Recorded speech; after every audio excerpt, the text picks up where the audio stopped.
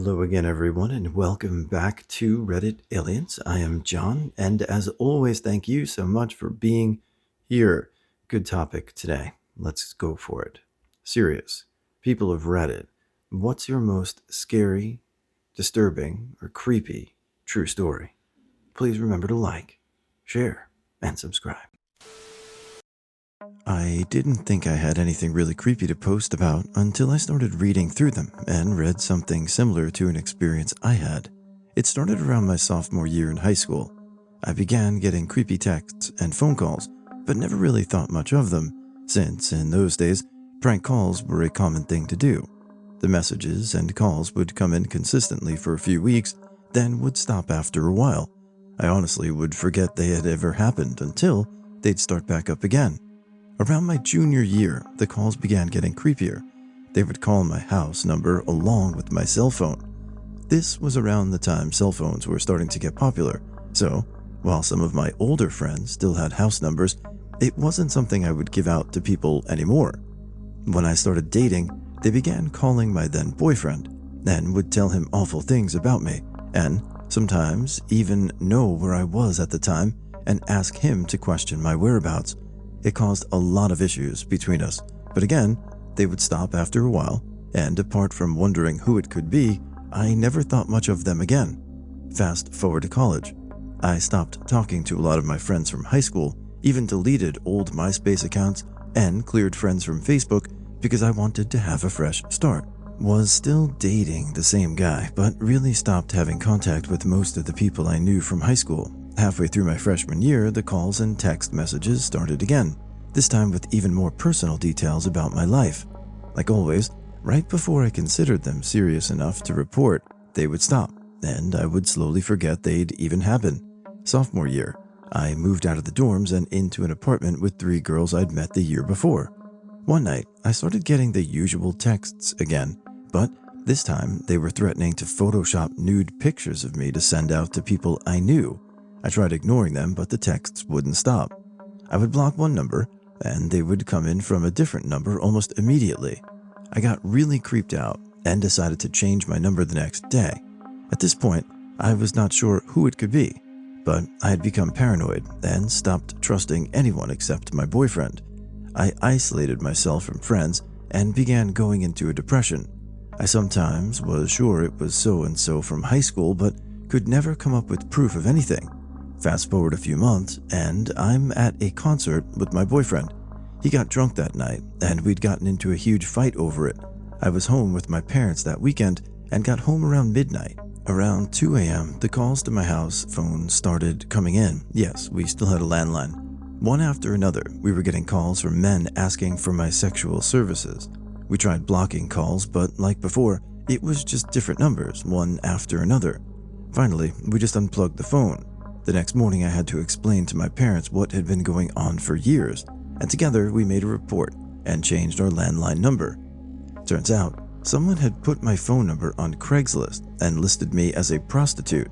By now, I finally began realizing that my boyfriend had been the one constant during most of these incidents, and that our drunk fight that night could not have been a coincidence with my number being posted on Craigslist. It took a few tries for me to leave the relationship. He was very manipulative, and I had spent years isolating myself from friendships and trusting only him. I finally left him that summer and chose to forget all of these things had ever happened. It took me a while to be healthy enough to start dating again, but when I did, I met a wonderful guy who is now my husband. I mentioned what had happened to me before, but thankfully was emotionally distant enough from it that we just commented on how awful that had been and moved on. Last year, however, I began getting text messages again. I had a new phone, new number, new friend circle, blocked anyone associated with the ex-boyfriend, trusted the people in my life not to hand out my number to anyone, so I was so scared when it started again. Thankfully this time I had my wonderful husband with me. After it happened a few times where I would get text messages only when I was with my husband, and the text insinuated that I had been cheating on him, we decided that we weren't going to take the chance that it was a coincidence. We hoped that we weren't being followed, but the timing and content of the messages were obviously meant to cause a fight between my husband and I. We decided to make another police report. This time, citing my ex-boyfriend as a suspect, and once again changed my number and limited the people who had my number even further. Since then, I am happy to say that I have not gotten any unknown calls or messages. The detective assigned to my case attempted to contact my ex-boyfriend but was never able to. In any case, I think that he realized that this time I was serious about pursuing legal action against him, and he stopped. I was lucky that this was the case because technically, I did not have proof that it had been him. Anonymous harassment is actually really difficult to pursue legally for many reasons, so thankfully approaching him was enough to make it stop. When I think about this experience now, I realize how disturbed and manipulative that guy really was. I have no proof that the prank calls I got before I met him were him, but if I think about how I met him, it just all looks so planned to me now, even though then it seemed like something out of a Nicholas Sparks movie. I hope that those calls were coincidence, but I'll really never know how far the guy went with his stalking of me. I'm just glad to be out of that relationship and to be emotionally healthy again. TL, DR. I was harassed with anonymous calls or texts from sophomore year in high school to sophomore year in college. Turned out it was the guy I was dating. Had to make a police report for it to finally stop, even after we'd broken up and I was dating someone else. Alright, a real banger right out of the gate. Long one too, 6 minutes, so let's talk about it. I have a question. Why not trace the number? Now, if this started and it predated technology, okay, I get it, no star 69, no callback or whatever, but once you have a cell phone, come on. I mean, I'm sorry that it happened. I'm not trying to downplay it, but I feel like we could have figured this mystery out sooner. My cousin and his family, wife and infant son, had lived in their house for about 5 years. His wife left home to drop the baby off at daycare before work, but realized she had left her phone at home. Entering the house, she turned the corner to the hallway and nearly ran into the drop-down attic ladder, which was fully extended. They never used the attic as it was filled with loose insulation, and my cousin had left for work hours earlier. She quietly left the house, drove around the corner and called the police. When the police investigated, they found a short-range transmitter connected to several cameras hidden throughout their home, the light fixture in the shower, the ceiling fan above the bed, even a pinhole in the nursery were sending videos to a nearby location. Their neighbor a few houses away had been given a key by the prior owners and installed surveillance equipment once he knew their schedule. My cousin's wife walked in on him updating his equipment, but he forgot something at his house and left to get it when she walked in. He had been watching them for years. I honestly thought I was going to die. Face plastered on the news type of death. I was 20 and hanging out with some friends on this old bridge in a small community called El Lobo that was in the middle of nowhere. It was late. We parked the truck on the bridge and had the headlights on so we could see how much alcohol we were drinking while we stood around. I looked off the edge of the bridge toward the bank of the little creek below and I effing froze. This plant was growing like feet per second. Jack and beanstalk speed. Little Shop of Horrors. Sentient green plant was coming to life. It had to be an alien. No way around it. It was going to eat me and my friends. My heart was pounding. I was sweating and shaking. All of this thought and fear happened in less than a second. Then I realized someone threw a cigarette butt over the bridge, and what I was seeing was the smoke rising in the headlights, and it looked effing weird. Thankfully, my friend saw it as well, and had the same moment of horror. That was almost 8 years ago, and we still talk about it. I was living in my car for a few months. I would just drive out of town and park off the side of the road on logging roads or whatever to sleep. Found this one place to park, which was nice because it wasn't too far away, but also far enough that no one else would be there at night. First night I was there, I had a waking dream that someone was outside my car looking in. Freaked me out, but whatever. Parked other places for a few nights. Went back there for a few nights and had similar freaky nightmares both nights. Someone outside the car, trying to get in, etc. Basically said F this place and avoided it for a while. Was tired one afternoon and decided to go back to have a nap. Laid there for about 10 minutes before hearing a noise, and suddenly there was this other homeless dude walking his bicycle down out of the bush right past my car. I recognized him as someone who runs around picking bottles out of trash cans. Creepy as F. Guess he lived in a camp in the bush right there. Years ago, I stayed for some nights at a hotel in the New Forest, which is a national park on the south coast of England. The hotel was a large former hunting lodge built sometime in the 19th century. I felt very uncomfortable in my room and almost as though there were others there with me or someone watching me. I'm not the kind of person that is normally given to such feelings, but they were very strong and extremely uncomfortable.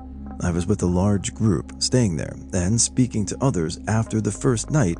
Many felt the same. That first night, it took me a long time to fall asleep, and for the rest of the time in my entire adult life, I could not bring myself to turn out the lights before I went to bed. When I eventually fell asleep, I had the most vivid dreams that felt extremely real, or being in a trench somewhere during the Great War and hearing the constant banging of explosions and of artillery pieces firing. I woke up feeling extremely distressed and with a cold sweat. There was a banging noise, which I assume must have been some metal roofing not affixed properly, moving in the wind. I've never felt anything like it since, and had never felt anything like it before. It felt so very real, and I was completely overwhelmed with so many emotions and utterly terrified. I couldn't get back to sleep. I felt like I was in the company of others. I felt like someone was near, or that feeling you get when you know people are looking at you, and I spent the rest of the night in a kind of daze. In the morning, I went downstairs for breakfast and saw a frame on the wall containing some photographs and a story about how the hotel was converted to a military hospital during World War I. I did not know anything about this before I arrived and before that night. I had also not been reading anything about the war or had seen anything on television recently about it. I'm a practical and skeptical woman, but I don't know what to make of that experience. I spent the remainder of the stay with one of my friends in another room. The oppressive atmosphere and general feeling of something wrong and frightening to me did not lift, and my friend I stayed with was also afraid and was glad of me to stay with them in their room. I mean, minus the whole ghost and scariness and uneasy feeling and all that, that sounds like a fascinating place to go if it was converted into like a museum or, I would go there. How about you guys? Would you stay in a haunted house on purpose? This story happened at my old house in Toronto. 3 of us lived on the main floor of a house and a stranger lived in the basement. We didn't know much about the guy in the basement besides he was a big gamer and smoked a lot of weed. Almost every night, I could hear him below me coughing up a storm as if he were about to die.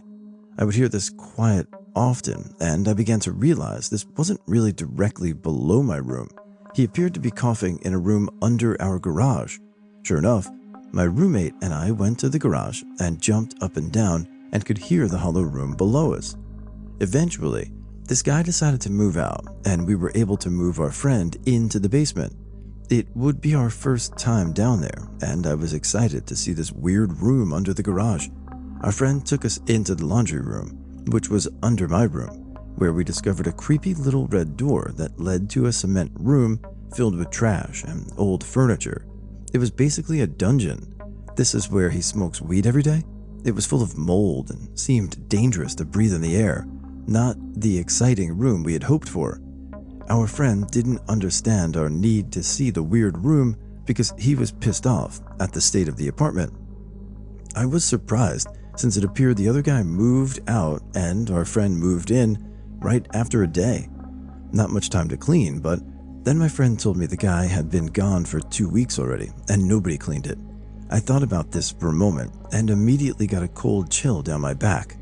The last 2 weeks this guy was gone, I could still hear the horrible coughing coming from the creepy room. TLDR. Discovered a creepy room in the basement with a coughing ghost. As a kid, I used to have awful nightmares every night, as well as the occasional night terrors. It had actually gotten so bad that I never slept more than 4 hours a night.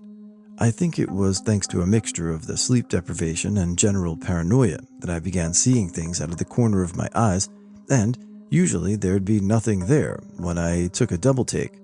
Once, though, while I was walking through a hallway in my house one night, I turned and there actually was something there. It was tall and looked like a smoky, wispy silhouette, except for the yellow eyes, which looked very solid and bright in the low light. I've never felt the same level of dread as I did in that moment. I used to be religious, and I didn't know this until years later, but my church had actually told my father that something with yellow eyes was tormenting me. It made my skin crawl when he told me, because I never actually told him about it. At some point it stopped, and I grew up and mostly forgot about it. A few months ago, I took my preteen sister to see a midnight showing of a horror film, and afterward, we began talking about our weird and creepy experiences and tried to rationally explain them. Mostly, everything had some sort of logical cause, until she told me that when she was younger, she used to see shadow people out of the corner of her eyes. I laughed and told her it was funny, because I had seen some too. It stopped being funny when she told me about how she was watching TV in our house during broad daylight while she had stayed home sick from school. She was home alone when she heard something down the hallway. She turned and saw a wispy, tall silhouette with shining yellow eyes. I had a rough time sleeping that night. This happened recently. It was midnight. I was at the train station waiting for my train to arrive, and there was this really tall guy walking my way carrying a suitcase. As he came closer, I noticed he was struggling to carry the suitcase as it looked rather heavy, and oddly enough, it was leaking some sort of liquid. Not water, but it seemed more thick. As this guy approaches, he orders me to take the bag. The tone of his voice was a little aggressive, and he didn't sound sober. Taking a closer look at him, I noticed he's covered in dirt up to his face and cuts on his forearms. I said, "Sorry." Struck for words, I started to walk away. My train starts to arrive, and the guy follows me, saying things I couldn't quite understand. I hop on the train, doors shut. He's outside pointing at me, yelling more gibberish. Train slowly departs and suddenly punches the window in frustration, with his eyes locked on me. Relieved I'm on the train, fellow commuters looking at me puzzled with all the commotion of me and that guy. Creeped me out. My parents sent me to live with my grandmother when I was 7. They had to work in another city for a couple of months while waiting for my big brother to finish middle school.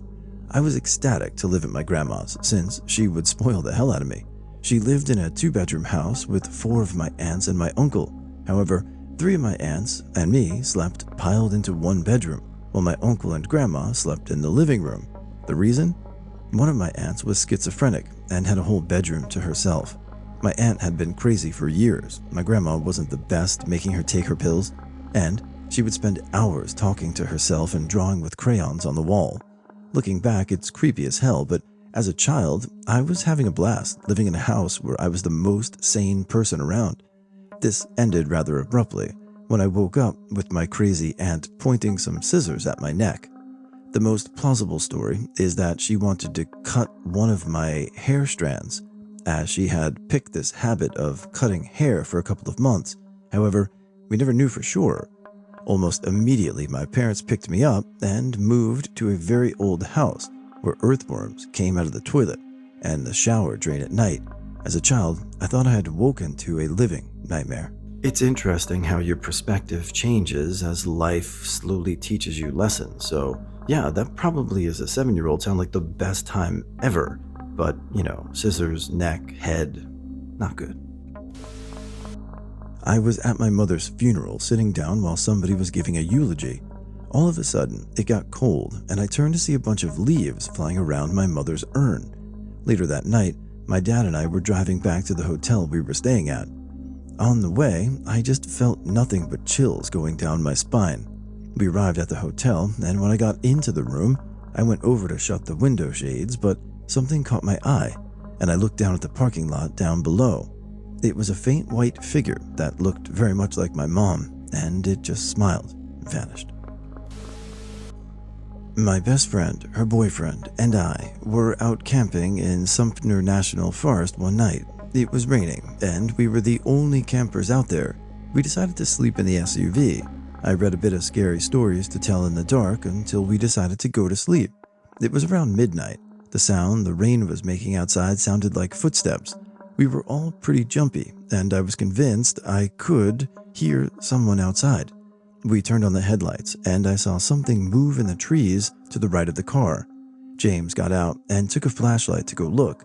Despite our protests, He made it about 20 yards into the woods and then came sprinting back to the car. He screamed, "Go, go, go!"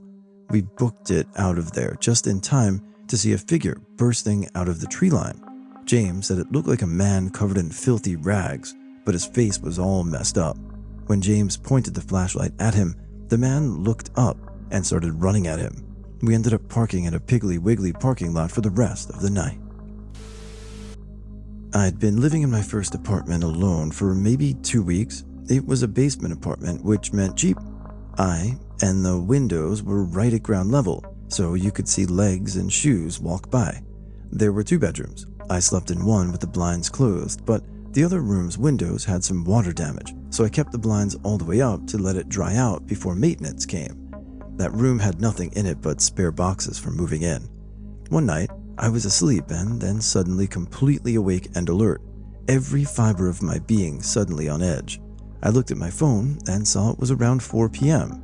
I lay in bed for a minute before I turned towards my closed window and saw it, a large dark shadow of a person with a flashlight trying to see in my bedroom. I instantly freaked. I quietly grabbed a small hunting knife and stealthily moved to the hall so I could see into the other bedroom, the one whose window coverings were wide open. As I peeked around the corner, the person was scanning the floor of my bedroom methodically with the flashlights.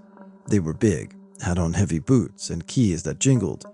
At this point, as a single girl alone in a shitty apartment, I thought this was it. I was 100% prepared to take my little hunting knife and fight this effer. My adrenaline was sky high. At that moment, my phone buzzed and I got a text from a friend on the police force who literally asked, "What's going on at your apartment?" I thought, yep, this is a bad guy. He's peering in my windows and is going to bust in any second now. But then he went away. I didn't hear from my police friend after I texted him back. I decided to go lie down on my bed and just wait to see what happened next. Not 5 minutes later, after lying down, someone knocked on my door with incredible force. The panic mounted again. Now, I have no peephole, no safety chain, just a deadbolt. At the top of my voice, in case it's a murderer, I want to wake people up. I yell, "Who is it?" I hear a meek voice reply that it is the police. My first thought is, now that is a clever plan to get a girl to open her apartment door. I stood there silently before I heard the voice say again that I wasn't in trouble. I opened the door a smidgen, ready to slam it, to see 2 cops, one backed away from the door and one up the steps. They must have seen my tiny little knife or something. They proceeded to apologize for scaring me. They were the ones looking in my windows. I yelled at them and possibly cried a little. The adrenaline finally broke, okay? I got the whole story from my friend the next day. Turns out, a fellow resident of the apartment complex had gotten drunk, lost his keys, and broken into his own apartment to go to bed. They thought it was mine and were confused by the lack of broken windows. I was terrified at the time, but it's a good story now.